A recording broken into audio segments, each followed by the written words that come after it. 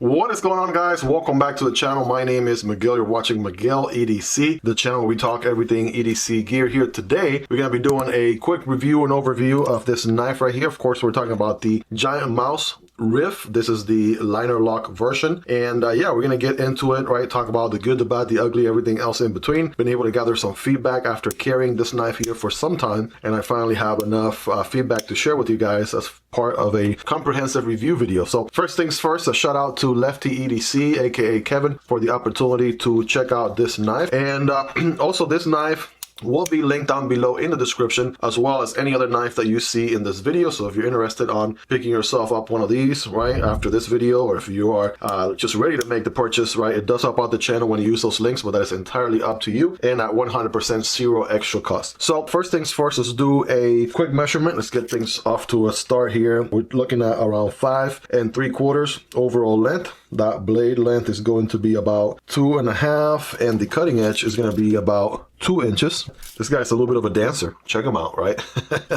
And we have, as far as handle goes, a little bit over 3 1/4 on the 3.5, so more like 3.3, 3.35. That's your handle length going on right there. 3.37 according to the website.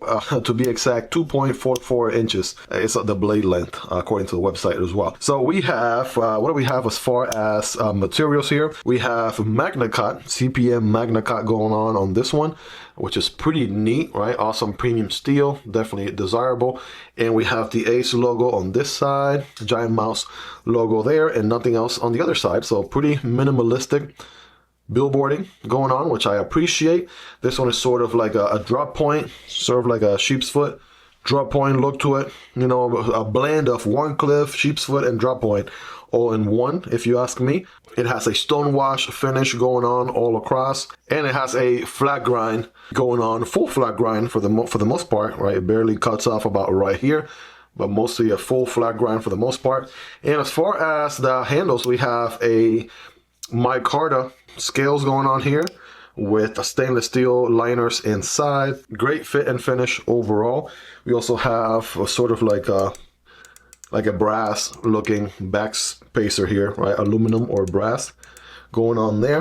Deep pocket carry clip, which is reversible. This one has the wire clip going on, which goes in the pocket. Very nice. Okay, it is reversible for lefties out there to rejoice as well. We have a liner lock going on this one. Good teeth, good grip, right? You can access it from this side here very nicely.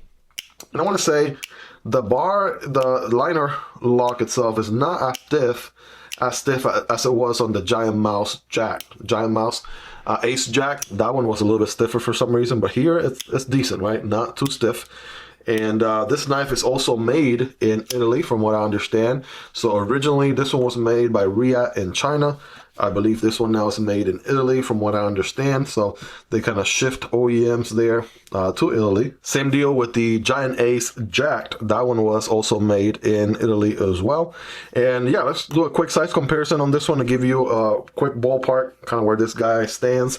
It is going to be a small factor EDC, so I'm going to start you off with some small factor knives right here. There is the Divo Knives NIP. Sort of similar aesthetics going on in a way, because one of the things that makes this such a great functional small EDC knife is that finger choil, right, allowing you to forward choke. We're going to talk more about that. That adds to the functionality a ton. That's also what the Divo Knives NIP has going on for it. And here's the new Vosteed Corgi. Okay, this is the Corgi Pup, right? It's a smaller version of their regular size Corgi. And honestly, you know, pretty comparable, right? I want to say the Riff is actually a little bit smaller than the Corgi Pup. It's actually a little bit bigger than the Divo NIP, right? So again, small knife category without a doubt. All right, let's compare it to some of the other bigger ones. Of course, if you own any of these, it gives you a ballpark idea. There is the PM2 and Para 3, obviously much bigger knives. AD 20.5 and and the Shark Cub, right? Take a look at it right there. Something like the Civivi Sentinel Strike or the Vision FG, right? Those are going to be huge knives next to the Riv. Last but not least, there's your CJRB Pyrite. and the Vosteed Raccoon, right? Take a look there.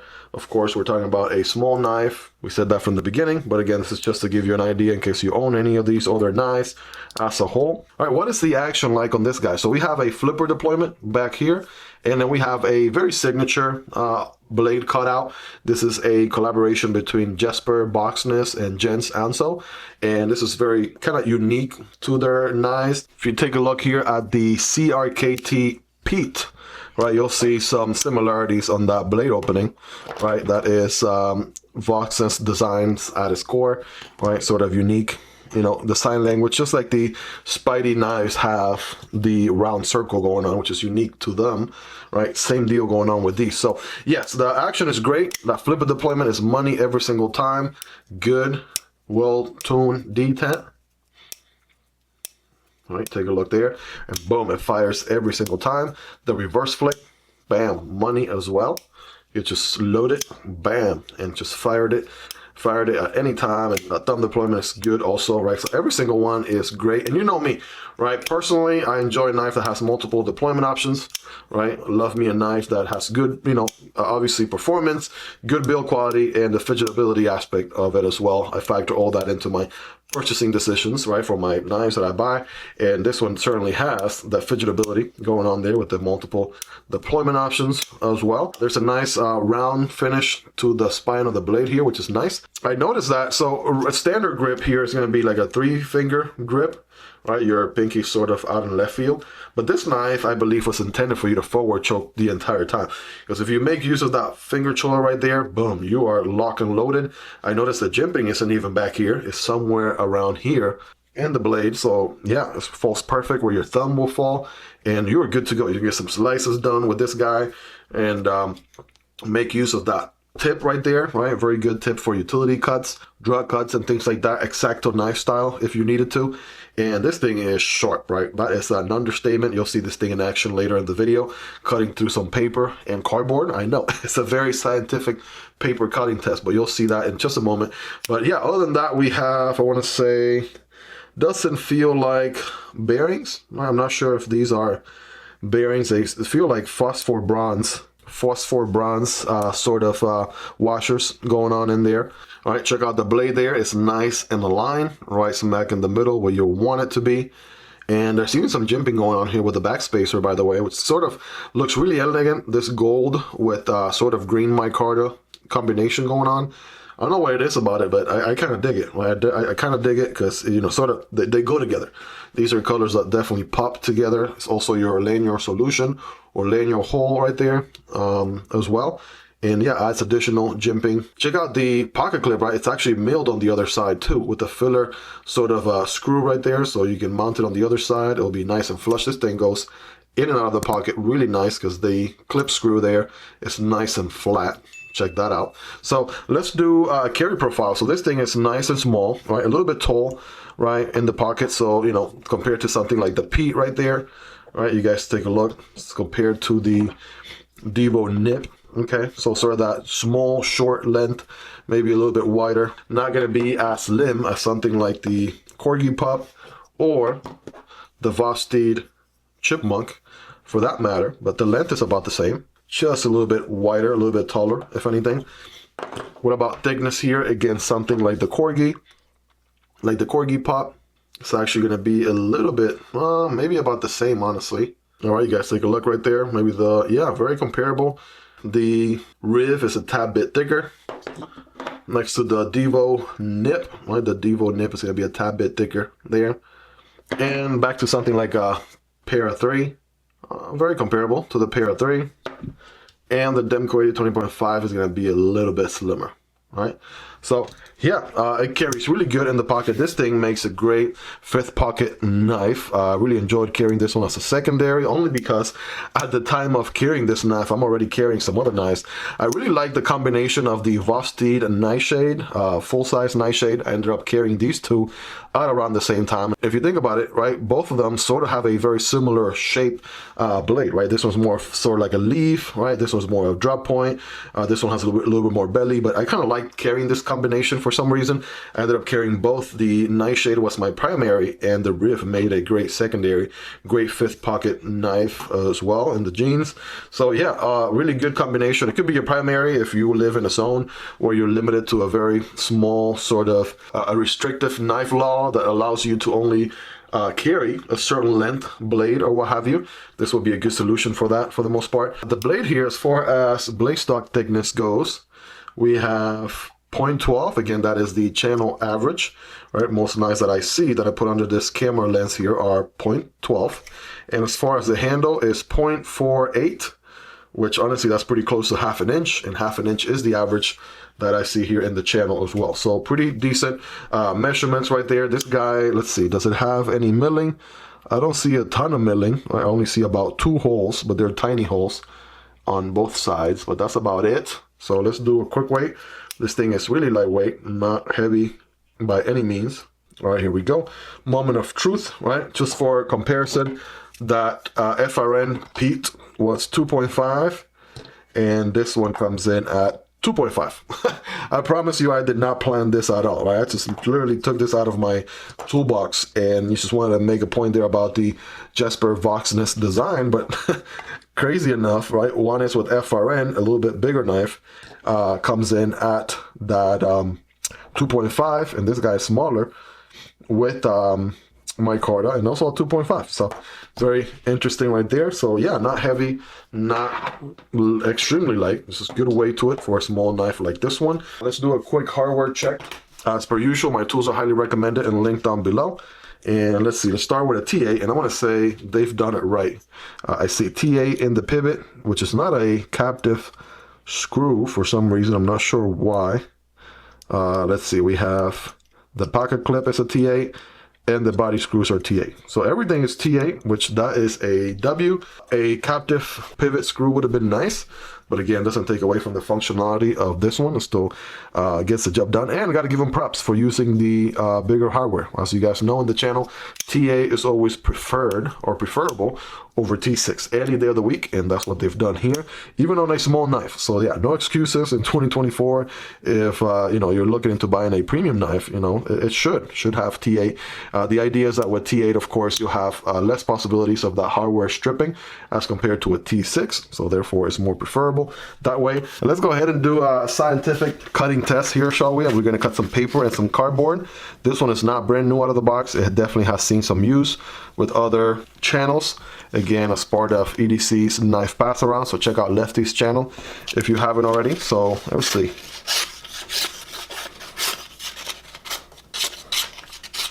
I want to say once it bites, it bites. Right? I was able to cut some swirls completely out of the paper there. It did catch maybe once or twice, but take a look. Right? Take a look. Some decent, good swirls going on. Let's get some full slices. There we go. And is there a nick back here or anything? I don't think so. Don't really think so. So let's see. Yeah, there we go. So keep in mind, you know, you don't have a lot of cutting length, so you may slide out of your cut from time to time, depending on how long of a slice you're doing. But is it sharp? It sure is. So we know it can do paper, right? What about some cardboard? And I have some everyday diaper box cardboard here, single wall. And remember, when cutting cardboard, don't cut perpendicular like this, but rather at an angle, and it will look something like this. Here we go. So it is slicey, but I am tapering off of the cardboard. If I go a little bit slower, I have a little bit more control, and I can finish the full slice. I see right there, I just tapered off. But if I control it, then it will slice through. It's just you don't have a very long edge, right? So full flat grind going on here, which certainly helps. So that's certainly something.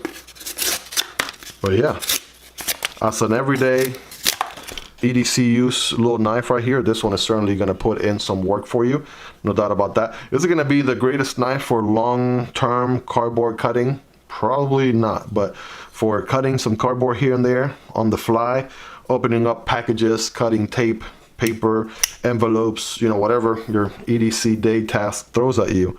But yeah, overall, you know, super comfortable ergonomically speaking. Once you get a grip on this knife, again, I have average hands, not the biggest, not the smallest of hands, and you can make full use of the knife. Same idea with the nip, right? Small knife, but boom, once you forward choke, you are utilizing the entire knife and you can get to work with it. So same deal here with this guy. And you have a nice cutout for your index, then another one for your middle finger, and then the rest of your hand, rest of your fingers follow suit, right? You get to work with this thing, pretty comfortable. Pocket clip being a wire clip, maybe like a 8.5, 9 out of 10.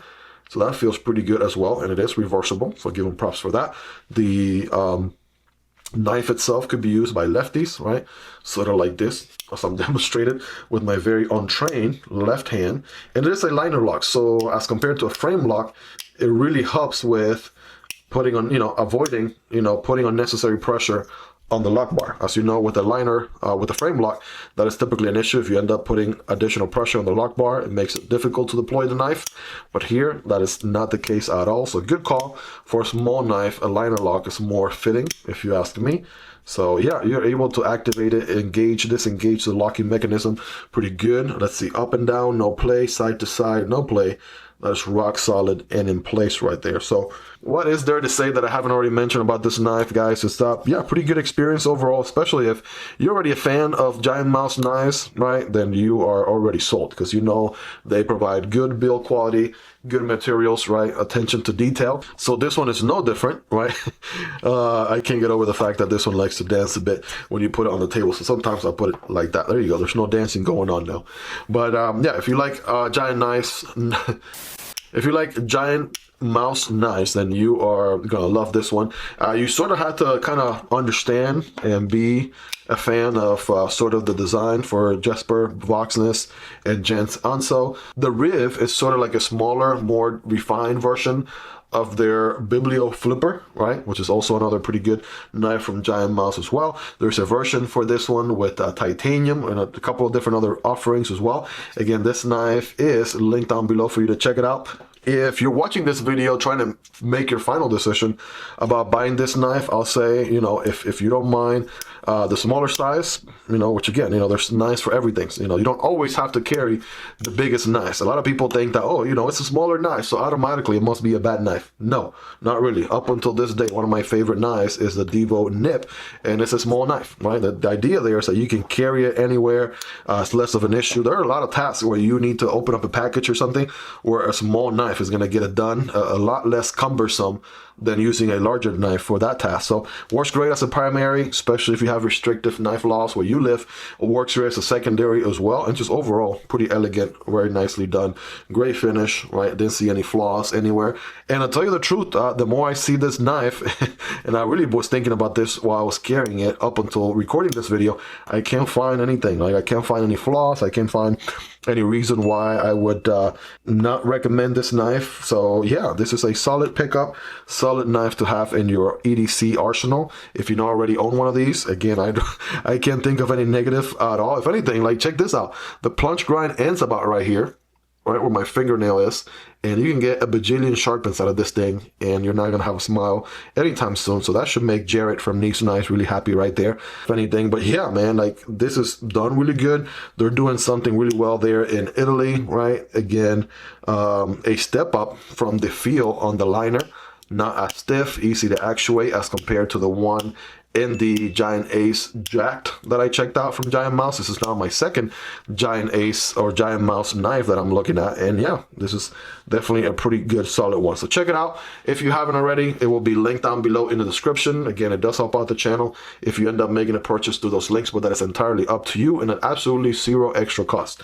With that in mind, guys, let me know if I missed anything in the comments. Right, let's hang out in the comment section, you and I. Let's just talk knives. What else do you want to know about the Giant Mouse Riv, this liner lock version, or any knife for that matter, right? Let's hang out in the comments down there. If you haven't yet subscribed to the channel, guys, this will be a great time to subscribe. I promise you'll be worth coming back for more. I make knife content like this on a daily basis, so if you don't want to miss out, definitely make sure to subscribe. Smash that like button if you haven't already. Really helps this video reach a larger audience, and it really helps the channel grow, so more and more people can find valuable content like this.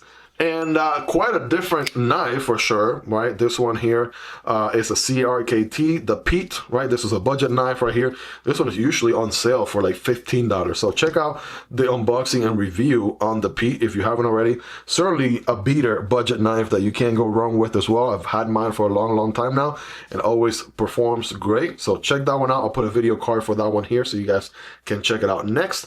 Thank you guys for hanging out with me until the end. You guys are the real MVPs. I appreciate each and every single one of you. Hope you guys have a fantastic rest of your day, and I'll catch you guys on the next one. Peace.